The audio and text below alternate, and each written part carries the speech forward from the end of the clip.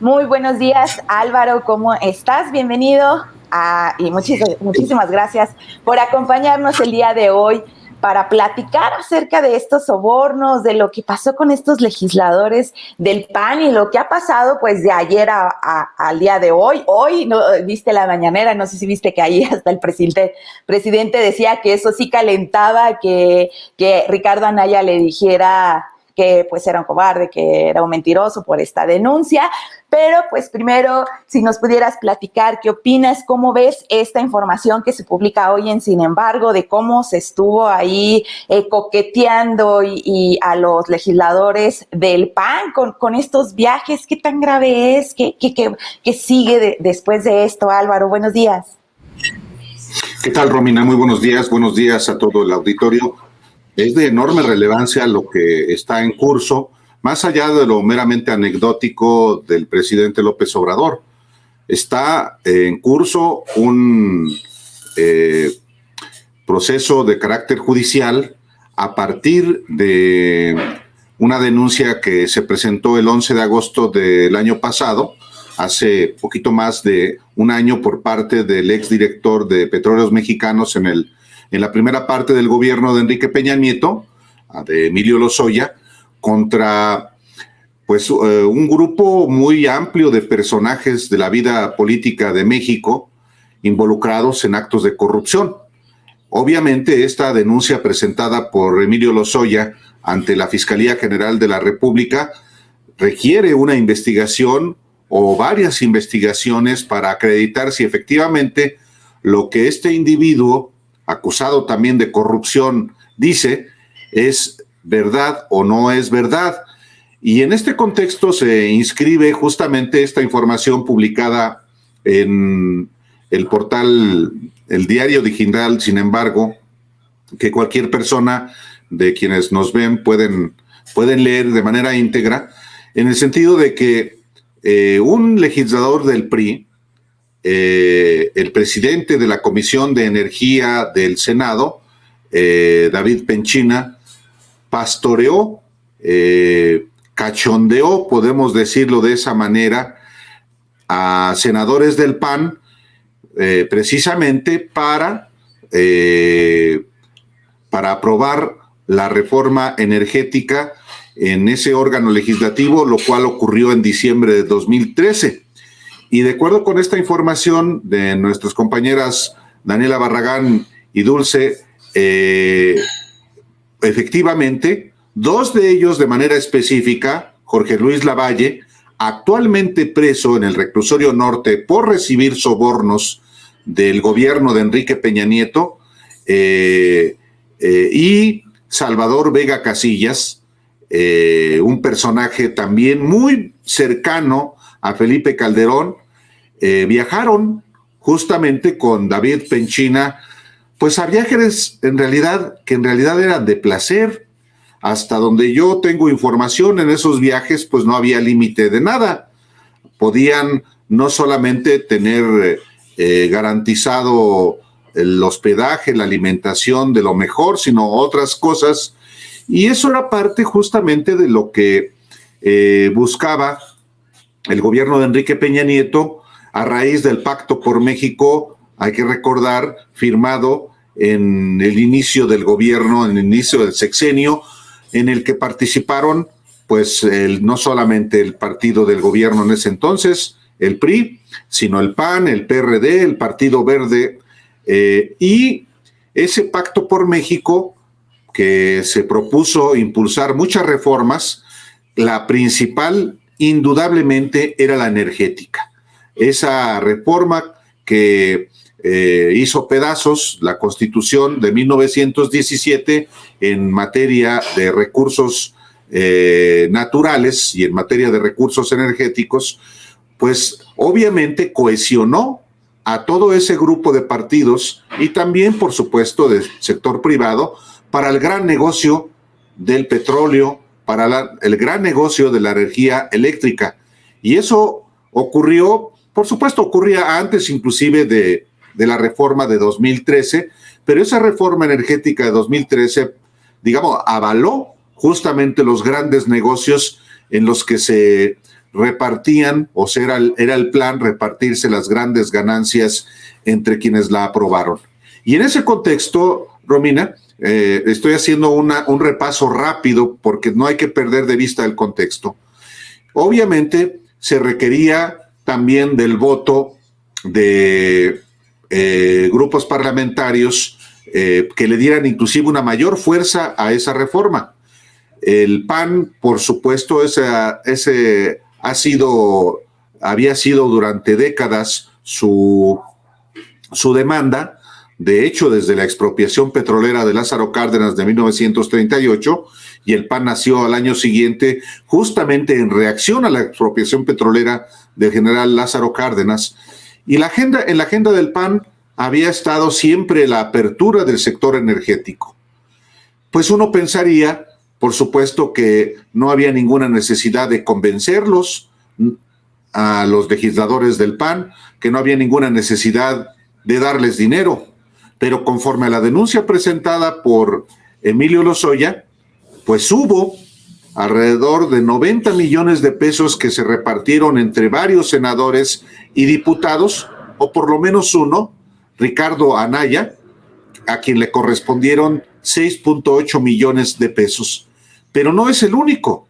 También recibieron dinero de sobornos directamente del director de Petróleos Mexicanos, Emilio Lozoya, otros personajes, uno de los cuales acompañó justamente a David Penchina a esos viajes internacionales. Jorge Luis Lavalle está en la cárcel precisamente acusado de recibir sobornos de Emilio Lozoya para votar a favor de la reforma energética. Estamos hablando de dos que por lo menos hasta ahora están procesados. Uno, Jorge Luis Lavalle, y otro, Ricardo Anaya, quien ha decidido fugarse.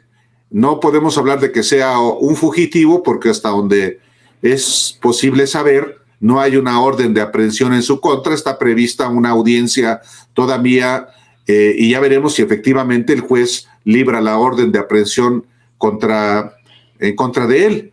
Pero hay más involucrados y nada menos que dos de ellos son actualmente gobernadores. Tú ya los mencionabas, Romina, el gobernador de Querétaro, Francisco Domínguez, el gobernador de Tamaulipas, Francisco Javier García Cabeza de Vaca, contra quien existe también un proceso pendiente por otros delitos.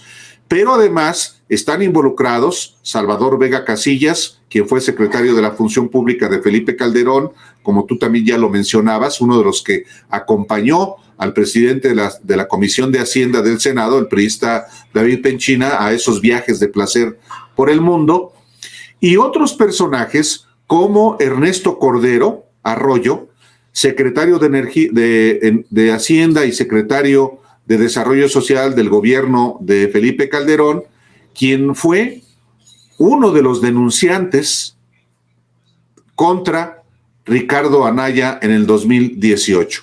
Son todos personajes del entorno de Felipe Calderón y este asunto, a partir de que lo detonó mediáticamente el sábado Ricardo Anaya, hace necesario explicar cuál es todo este contexto y quiénes son los implicados en esta trama de sobornos que, por supuesto, falta que haya otros personajes y lo más probable es que si la Fiscalía General de la República no siga actuando con tanta lentitud, pues pronto veremos que habrá seguramente acción penal en contra de otros ex senadores y eventualmente los veremos tras las rejas, como es el caso del ex senador de Campeche, Jorge Luis Lavalle Mauri.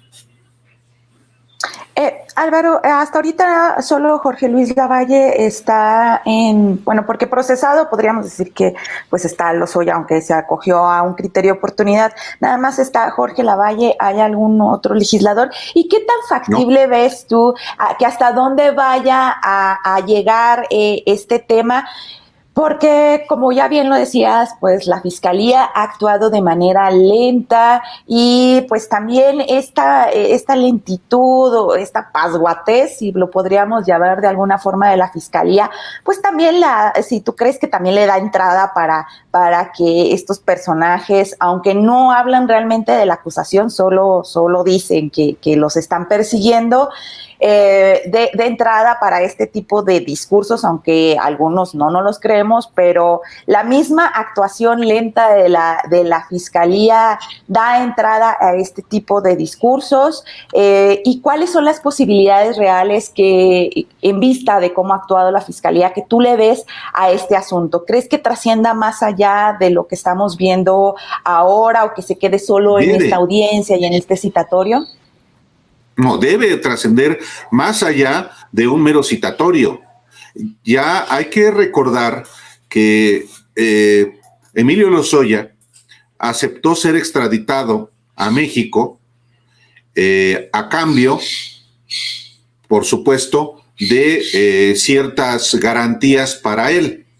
Y él, a su vez, ofreció entregar evidencias de la corrupción que hubo para la aprobación de la reforma energética, en primer lugar.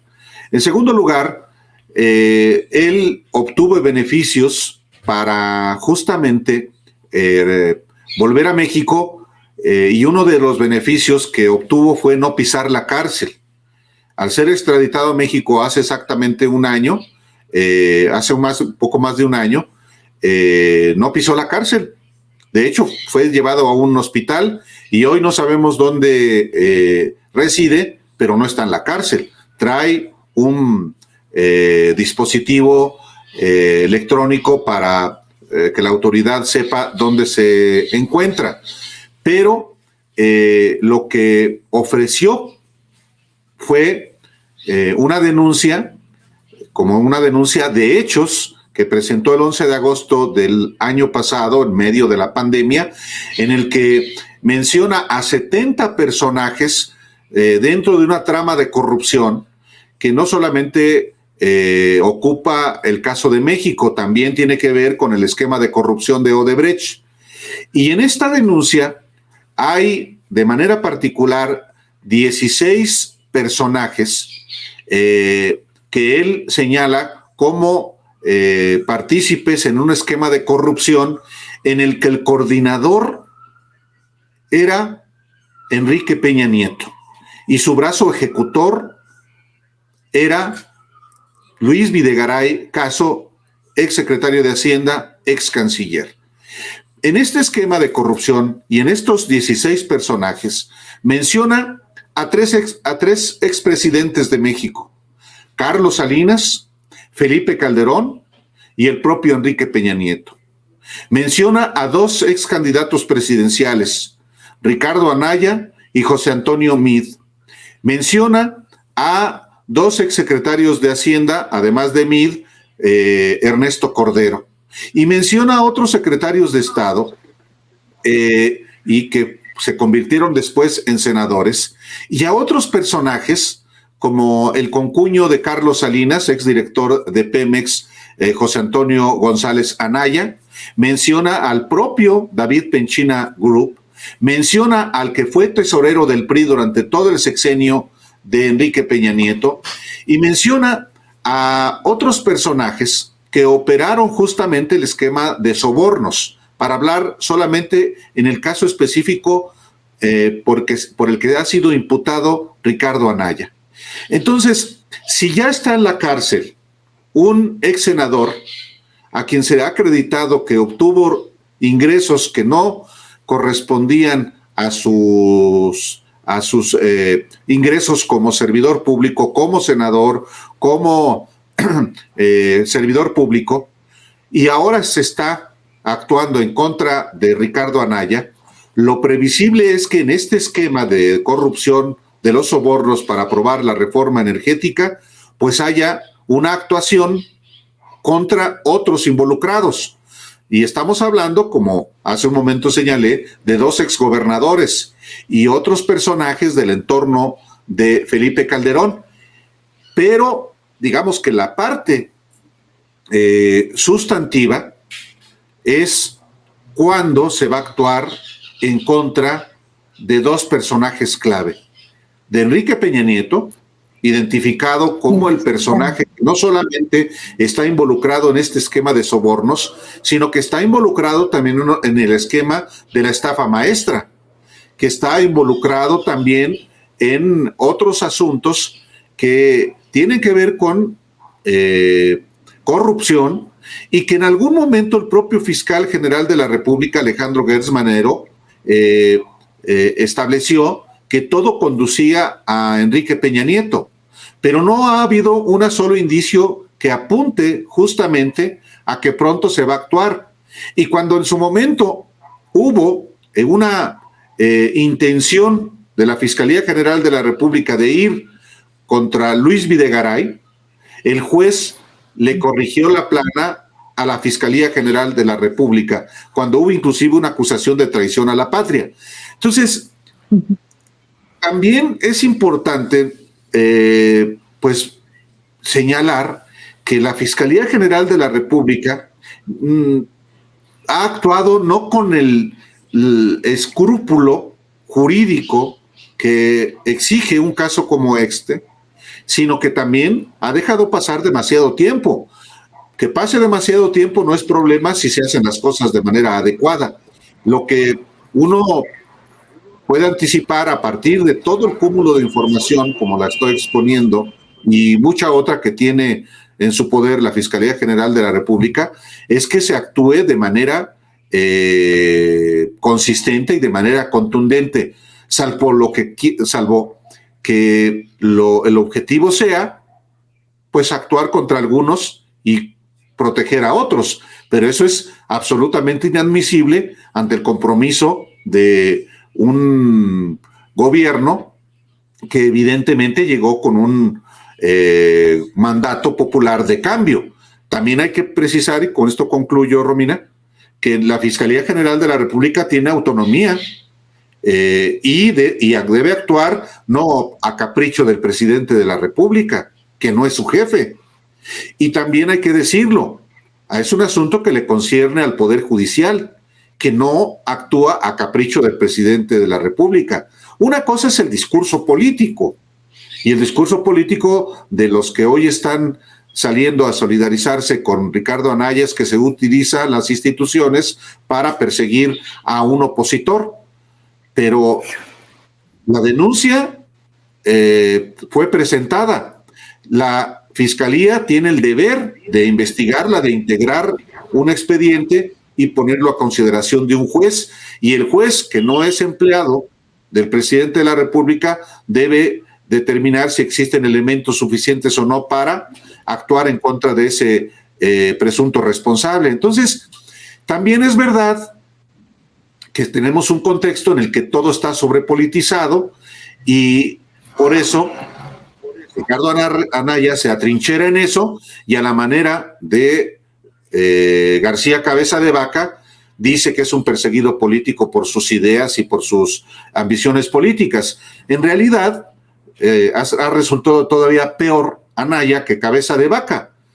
Anaya pues se ha dado a la fuga, ha huido. Esa es la realidad de las cosas. Por más que quiera caracterizarse como Benito Juárez o como Ricardo Flores Magón, exiliándose.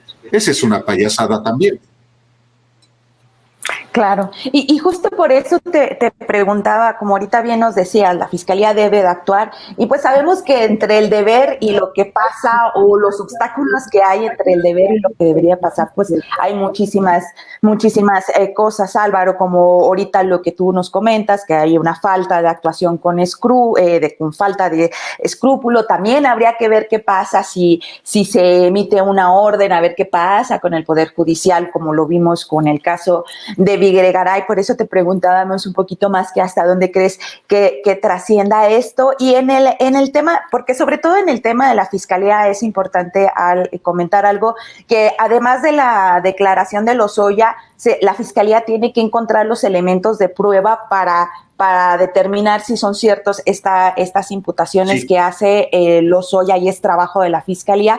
Y al momento de llamar a declarar o hacer una citación a Ricardo Anaya, ¿podríamos considerar entonces que la Fiscalía ya encontró otros elementos de prueba? Debe tenerlos. O sea, porque no solamente se trata del dicho de un individuo, en este caso de un corrupto como es Emilio Lozoya, que con tal de regresar a México y no ir a la cárcel puede estar dispuesto a decir cualquier cosa. El deber de la Fiscalía General de la República es efectivamente exigirle en este caso Lozoya, que presente más elementos de prueba. Ofreció videos y solamente, hasta donde sabemos, existe un video que fue filtrado justo hace un año a través de una cuenta en YouTube a nombre de un supuesto hermano de Emilio Lozoya. Hace exactamente un año, como lo informamos con oportunidad en Los Periodistas, en ese video aparece justamente dos operadores de Emilio Lozoya entregando mochilas repletas de dinero a dos personajes. Uno, secretario privado del gobernador Francisco Domínguez, a quien el gobernador removió del cargo apenas se conoció el video, y dos, al secretario técnico de la Comisión de Administración del Senado, que presidía justamente Jorge Luis Lavalle. Y este personaje, el secretario técnico de la Comisión de Administración del Senado, Carabeo Opengo, se apellida, es el testigo de cargo, es decir, el que hace también imputaciones directas contra Jorge Luis Lavalle, ya no solo el exdirector de Pemex, sino este personaje del PAN. Entonces, es muy probable que Anaya se refiera a estos dos testigos balines de los que habló el sábado en su primer video, que con base en el testimonio de ellos lo quieren meter a la cárcel. Pero en este caso, no solamente hay esas evidencias, hay otras pruebas que obran como dicen los abogados, obran en el expediente y que pues refuerzan justamente los elementos para que un juez le haya decretado la prisión preventiva a Jorge Luis Lavalle. Estoy hablando todavía del caso de este ex senador del PAN. Es muy probable, Romina, y usted que nos escucha y que nos ve, que todos estos elementos, los testimonios de dos testigos balines, como los llama Anaya, y otros sean también los que conduzcan a que se actúe contra Ricardo Anaya. Pero hay que recordar que lo que ya dijo el expanista Carabeo Opengo, un campechano como Jorge Luis Lavalle, un panista campechano, él ya declaró también ante la Fiscalía General de la República que no fue una, sino que fueron 12 maletas repletas de dinero y que eran más de entre 80 y 90 millones de pesos en efectivo. Eso, por supuesto, que es un testimonio que evidentemente no beneficia a ninguno de los ex senadores señalados de recibir dinero de producto de sobornos. Y en ese sentido, uno esperaría que efectivamente en los próximos días o semanas haya acción penal contra otros ex senadores, justamente después, además de que, y esto es importante puntualizarlo, después de que la Unidad de Inteligencia Financiera obviamente ha tenido que revisar las cuentas bancarias en el sistema financiero formal de los acusados. Entonces, no es solamente lo que la propia Fiscalía General de la República haya obtenido de Lozoya, sino que tiene que llegarse muchos más elementos para sustentar debidamente una acusación y que el juez no la deseche. Este es parte también del modelo que tenemos en México, que exige que sí haya una importante cantidad de pruebas y que no se base en una acusación solo en el dicho de una persona, en este caso de Emilio Lozoya, o de dos, que es el caso del secretario técnico de la Comisión de Administración del Senado. Y en ese sentido, pues habría más evidencia. También es importante una cosa, Romina. Mucho de la alta corrupción en México, pues tiene que ver con el uso de dinero en efectivo. No hay que perder de vista que está acreditado que los sobornos que Odebrecht le hizo llegar a Enrique Peña Nieto eran transferencias electrónicas que también es muy difícil rastrear su propio origen, pero eso está ya acreditado a partir también pues de las cuentas que tenía Emilio Lozoya, donde recibió 10.5 millones de dólares de Odebrecht.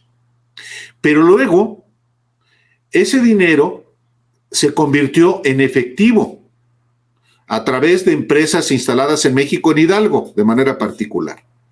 Y luego ese dinero en efectivo fue el que se entregó a los senadores del PAN para votar a favor de la reforma energética y que lo usaron en varios casos, hasta donde es posible saberlo, con base en testimonios, para, por ejemplo, las campañas de gobernador de Querétaro y de Tamaulipas. ¿Cómo se le sigue el rastro al dinero en efectivo? Eso es muy difícil. Aparte de que no exista voluntad siquiera para seguir el rastro.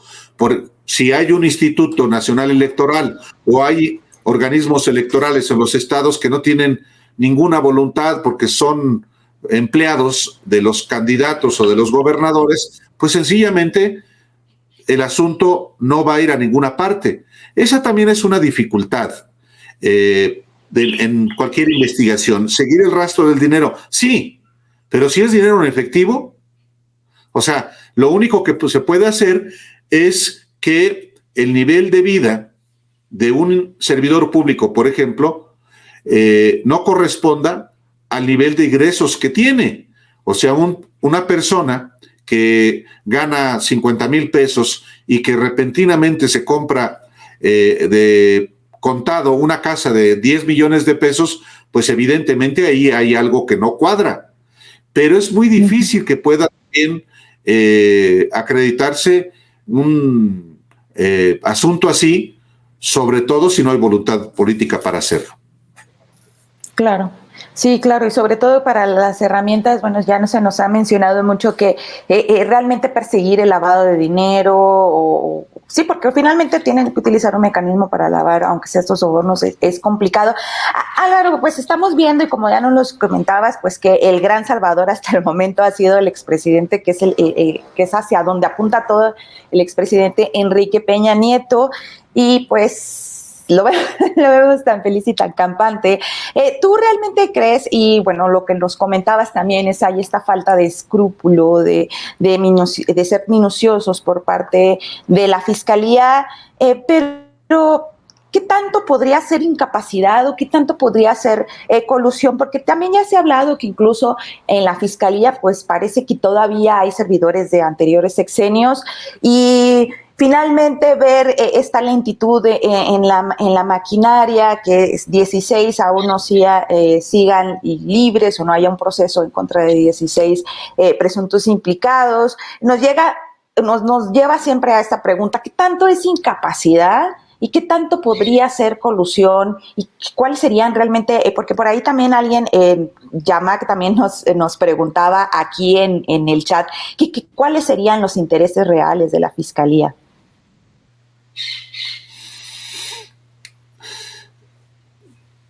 La Fiscalía General de la República tiene apenas 3 años, poco más de 2, como órgano autónomo. sucede a una Procuraduría General de la República corrompida hasta el tuétano por décadas. Y, por supuesto, mucha del personal acostumbrado a una cierta lógica. No digo que toda la gente que trabaje en la Fiscalía sea corrupta, no. Hay, por supuesto, servidores públicos que quieren hacer carrera política en una institución como esta y de manera auténtica trabajan justamente para hacer bien su trabajo y que eso les garantice la estabilidad laboral para hacer justamente pues posible su carrera en el servicio público. Pero también es verdad que hay al mismo tiempo pues inercias y hasta también cierta falta de determinación para cambiar ciertas conductas. Entonces, ese creo que es el principal problema, y también la concepción de cómo ir por una bola de corruptos. Y el gran problema es que el tiempo sigue corriendo y un compromiso de cambio en este ámbito de la justicia va también exasperando a la sociedad. Entonces, una vez más se cree en algo como en el 2000 y las cosas no avanzan o no cambian como se ofreció. Y a mi juicio, lo más peligroso en una conducta como estas es la frustración de la sociedad que exigió que ya no hubiera no solamente corrupción, sino que tampoco siga habiendo impunidad. Y cuando hay rufianes que se salen con la suya, cuando hay, por supuesto, personajes que están claramente identificados con conductas de corrupción, de abuso de poder, como se expresó en la consulta popular recién pasada, y no hay acciones en su contra, entonces el mensaje es que sigue habiendo impunidad y que esto, lo que a mi juicio lleva es a la desesperanza, no solamente a la frustración, sino a la desesperanza. Y una sociedad desesperanzada, pues evidentemente no tiene la vitalidad justamente para enfrentar la construcción del futuro en el presente. Claro. Y eso creo que lamentablemente puede pasar con la Fiscalía General de la República, pero es una tarea en la que tampoco solamente le corresponde a la Fiscalía, también a ámbitos del gobierno federal. Y hay que recordar lo siguiente, Romina, y concluyo.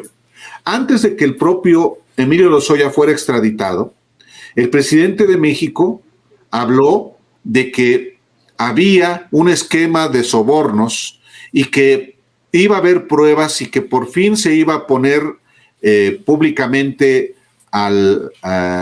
un esquema así y que habría justicia. Esto todavía está en veremos. Hay una sola persona, un solo presunto responsable en la cárcel y eventualmente puede resultar exonerado. Por eso también, pues ahora se actúa contra alguien que es, pues sí, no muy atractivo, Ricardo Anaya. Y a mí me llama la atención que se actúe contra Anaya, pero es un personaje que políticamente ya estaba pues prácticamente muerto. En el PAN no hay nadie que lo respalde auténticamente. Hay una solidaridad con él, hasta del PRI, que lo persiguió en el gobierno de Enrique Peña Nieto, con quien también se entendió pues ambos eran muy amiguitos, después se pelearon, pero nadie lo respalda. Y el hecho de que ahora se actúe contra él, pues busca él capitalizarlo, aunque no creo que le beneficie mucho. En México hay una percepción popular en el sentido de que alguien que huye es o corrupto o muy tonto. Entonces, tampoco creo que le beneficie a Ricardo Anaya. Él ya no tiene mayor influencia en el PAN. De hecho, el propio dirigente nacional del PAN, Marco Cortés, ni siquiera lo ha mencionado como uno de los prospectos. Al que sí ha mencionado es al gobernador de Yucatán, Mauricio Vila, aunque pues veremos si efectivamente en su momento tiene la capacidad para poder ser un prospecto para la candidatura presidencial de ese partido. Claro. Sí, justo era, me leíste, yo creo, porque justo era por ahí la pregunta de estas declaraciones. Pues faltan 3 años y él ya está diciendo que es un perseguido político porque nos quieren que sea candidato a la presidencia, pero faltan 3 años y justo era lo que te quería preguntar, que cómo veías esto. Es que tiene razón. Fíjate cómo son las cosas. Emilio Lozoya llega a México y en agosto presenta la denuncia de hechos en el que señala a varios personajes involucrados en corrupción. Un mes después, Ricardo Anaya reaparece después de haber sido derrotado contundentemente en las elecciones del 2018, después de hacer pedazos a su partido, el PAN, haber generado una convulsión interna que obligó a la renuncia a ese partido de Margarita Zavala y de Felipe Calderón. Y 2 años estuvo desaparecido y reaparece, vuelve a la política un mes después. ¿Para qué vuelve a la política? Dice él en aquel momento. Para recorrer el país y buscar ser candidato a la presidencia en 2024. En realidad, detrás de esa reaparición hay una búsqueda de impunidad. Él, obviamente, va haciendo una percepción, va generando una percepción de que es el candidato, el principal opositor a López Obrador. Y, pues, difunde cada semana videos. Bien. Estaba preparando el terreno porque sabía que iban a ir por él, porque no había de otra. Y así lo he estado haciendo a lo largo de este año, siendo, sí, muy crítico del gobierno de López Obrador con el manejo de la pandemia, de la economía, de todo, de lo que sea. Y el sábado irrumpe repentinamente con un video diciendo que lo quiere fregar a la mala López Obrador. Y centra su discurso en López Obrador, a la manera en que López Obrador lo hizo cuando en 2005 fue objeto de un desafuero consumado en la Cámara de Diputados. Por cierto, todavía hay gente que dice el intento de desafuero. No, hubo desafuero. Hay inclusive periodistas que dicen el intento de desafuero, pues son muy malos periodistas porque no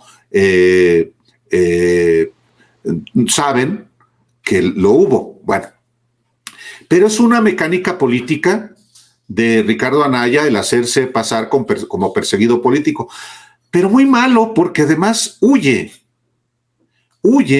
y huir en buena medida es la confesión de responsabilidad.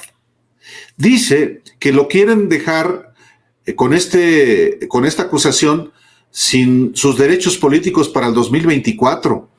Pero los derechos políticos solo se pierden una vez que hay una sentencia firme. Si Ricardo Anaya efectivamente no es culpable de nada, por supuesto que va a sostener esa inocencia. La autoridad debe probar que él es culpable. Por cierto, no es a la inversa. El inculpado no debe probar su inocencia. Más bien, la autoridad debe probar que hay esa culpabilidad. Entonces, él está en realidad en una lógica de carácter político, como lo hizo Francisco Javier García Cabeza de Vaca, y como eventualmente lo van a hacer otros que vayan ante un juez como consecuencia de los sobornos del gobierno de Enrique Peña Nieto, que les dio dinero para aprobar la reforma energética. Eso ya es sabido. Aquí el asunto es que la autoridad cuente con los elementos suficientes de prueba para que esos personajes en realidad no queden impunes, porque ese es el objetivo de todo el coro de solidaridad con Ricardo Anaya. No se están solidarizando con él porque lo sepan inocente. Pues no fue un panista, un felipista, Ernesto Cordero, el que lo denunció por lavado de dinero y delincuencia organizada. Anaya se le conoce como corrupto desde hace muchos años en el PAN, en primer lugar. No solamente desde Querétaro, cuando fue secretario particular del gobernador Francisco Garrido Padrón del 2003 al 2009. Se le conoce como corrupto particularmente con los moches, un esquema de corrupción justamente en el gobierno de Enrique Peña Nieto, que comenzó con Felipe Calderón, mediante el cual los diputados tenían asegurada una bolsa de 30 millones de pesos y ese dinero ellos lo podían asignar al municipio que quisieran. ¿A cambio de qué? A cambio de moches. Ese esquema lo operaron Ricardo Anaya como coordinador parlamentario, como diputado federal, como presidente de la Cámara de Diputados, como presidente del PAN, pero también Gustavo Madero y como otros panistas que vivieron justamente de esos moches hasta que en el 2008 se terminaron. Entonces, la trayectoria de Ricardo Anaya está asociado siempre a la corrupción, a la trampa, incluyendo el uso de recursos públicos para su campaña por la presidencia del PAN en 2015. Uno de sus compañeros, Javier Corral, lo señaló, y no solamente señaló que había gastado 20 millones de pesos de las prerrogativas del PAN en la Cámara de Diputados para su campaña, sino pues identificó lo que todo el mundo vio en 2012. Se le hinchaban las manos a Ricardo Anaya de tanto aplaudirle a Enrique Peña Nieto. Lo recibían en Los Pinos, era tratado como uno de ellos. ¿Qué pasó después? Pues pleitos en la mafia. Ese es el asunto. Muy importante, Álvaro, muchísimas gracias, muy importante todo este contexto y toda esta explicación. Y para conocer, bueno, la trayectoria de este panista, para a la próxima que ya cada quien que lo escuche, bueno, pues sepa cuál es la trayectoria y realmente dónde está parado, y tomar en cuenta que pues de aquí al 2024 todavía falta, pues parecía que es poco, pero todavía falta que pasen cosas, y a ver qué sigue pasando con la Fiscalía General de la República. Álvaro, te agradecemos muchísimo que nos hayas acompañado, que nos hayas dado esta importante explicación, y contextualizar sobre todo lo que está pasando, la posición, la trayectoria de Ricardo Anaya, y también pues qué es lo que se espera que deba de hacer la Fiscalía sobre qué hay que estar al pendiente. Muchísimas gracias, Álvaro, de verdad te agradecemos muchísimo que nos hayas acompañado el día de hoy. No sé si rápidamente por ahí, nada más un comentario así rápido, porque había una de nuestras queridas personas que nos ven, nuestros cafeteros, cafeteras que nos ven, que se quedó como con la duda cuando mencionabas esto de Videgaray sobre lo que mencionabas de un juez corrigiendo la plana del fiscal. No sé si rápidamente nada más le pudieras decir, sí, como porque Virginia Piña se quedó con esta duda de qué es un juez corrigiendo la plana del fiscal. Sí, en el nuevo sistema penal acusatorio, el propio juez tiene la oportunidad de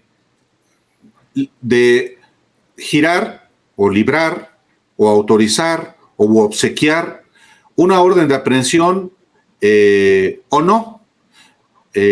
Además tiene la oportunidad de decirle al fiscal que le ha presentado una solicitud contra alguien, de decirle esto no está bien en términos jurídicos. Y eso pasó en el caso de Luis Videgaray.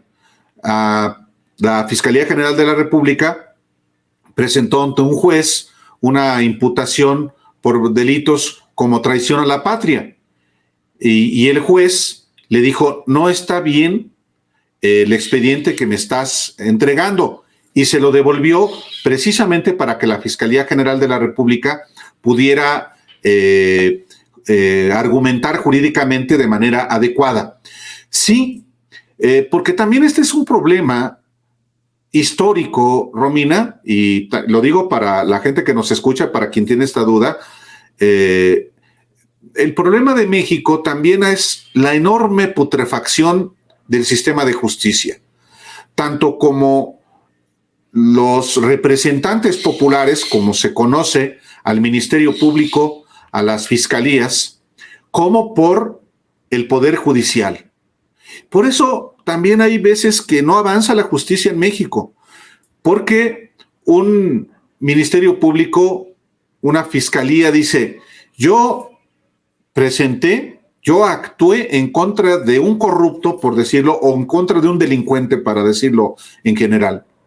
Pero el Poder Judicial es corrupto y negó darme la orden de aprehensión para proceder contra ese criminal o presunto criminal. Y el Poder Judicial, los jueces, dicen, no, yo no le obsequié la orden de aprehensión porque el Ministerio Público, el fiscal, no me está entregando las pruebas suficientes para yo darle la orden de aprehensión contra un presunto responsable. Entonces echan la bolita uno al otro. Esto ha sido histórico y ahora también. Entonces, por eso cuando en su momento el secretario de Marina dice que parece que el enemigo está dentro, se refería, por ejemplo, a ministerios públicos que no integran bien la carpeta de investigación y después se lo rechaza. Entonces, eso también es un problema que ya escapa inclusive a otro poder. Un poder, el ejecutivo o el poder legislativo, puede, digamos que, presentar denuncias ante una fiscalía contra alguien, y si esa fiscalía, ese ministerio público no hace su trabajo de allegarse pruebas para luego solicitarle a un juez que le obsequie una orden de aprehensión contra el inculpado, pues entonces aquí hay una frustración general. Aquí estamos hablando de que se trata de entes independientes, autónomos, un poder ejecutivo que presenta una denuncia ante una fiscalía que es autónoma, que a su vez presenta elementos contra alguien, y el Poder Judicial es el que actúa. Esa es la división de poderes y el equilibrio de poderes. Entonces, corregir, por supuesto, también el sistema de justicia no se hace de un día para otro. Se requiere que exista voluntad en todos los ámbitos. Y si, por ejemplo, algo no está funcionando desde el punto de vista jurídico, el legislativo tiene el deber de reformar la Constitución, de reformar los códigos penales, de reformar los códigos de procedimientos, de cambiar todo lo que tiene que ver con la legislación para que los comportamientos ilícitos no queden impunes. Y no solamente en términos de corrupción, tiene que ver en términos de daños patrimonial, tiene que ver también con los comportamientos en el ámbito civil, en el ámbito mercantil, en toda la vida pública. Entonces, todo esto, por supuesto que a veces a mucha gente dice, es que todo está hecho pelotas. Sí, los procesos de cambio en los países son a menudo muy lentos, exasperadamente lentos. Todos los procesos de transformación son, claro, más veloces en la medida que hay más voluntad, pero siempre hay resistencias al cambio, incluyendo en quienes también llegan. Y a mí me queda claro que también dentro de las fuerzas del gobierno hay quienes no están actuando de manera más eficaz. Hay unos que trabajan, hay otros que se han echado a la hamaca. Y entonces esa dinámica de cambio va perdiendo fuerza con el paso del tiempo, porque hay quienes se echa a la hamaca y dice, bueno, yo estoy a gusto, pues tengo trabajo de aquí a 3 años y pase lo que pase, y busco cómo acomodarme para el siguiente gobierno. Y eso, claro. y eso pasa también en el Poder Judicial. En el Poder Judicial, aquí nadie me va a quitar. El Poder Judicial es el poder más opaco de la República. Todos se sienten dueños de su parcela, y en el Legislativo, bueno, pues sí, hay que echarle ganas para llegar, pero ya llegaron y son 500 y trabajan unos muy poquitos. Pues sí, las transiciones son a veces frustrantes y hay que examinar los procesos de cambio en Chile, en Sudáfrica, en Argentina, en Paraguay, particularmente los que vivieron las dictaduras militares. Y es ajustar cuentas con el pasado. ¿Qué tanto con el pasado? ¿Cómo procesar el pasado? Híjole, y ya llevamos en México 3 años y pues lo que menos puede perderse es la esperanza, a mi juicio. Así es que, pues los periodistas tenemos el deber, como lo estamos haciendo ahorita, de abordar esos asuntos con la amplitud que se exige, no solamente en lo que está pasando en lo inmediato. Tenemos que no solamente echar una mirada al pasado, al presente, sino viendo qué nos proponemos o qué queremos proponernos hacia el futuro. En fin, Romina, siempre un gusto platicar con el auditorio. No, para nosotros un gusto, Álvaro, que hayas estado con nosotros el día de hoy, y sobre todo, pues muchísimas gracias por esta explicación tan clara y amplia que nos acabas de proporcionar, y obviamente lo que nos proporcionaste antes acerca del tema de Ricardo Anaya, pues de estas denuncias de soborno. Muchísimas gracias, Álvaro, te agradecemos y pues nos vemos próximamente. Claro que sí, a la orden. Muy buenos días a todos. Gracias y lo esperamos en la tarde en Los Periodistas.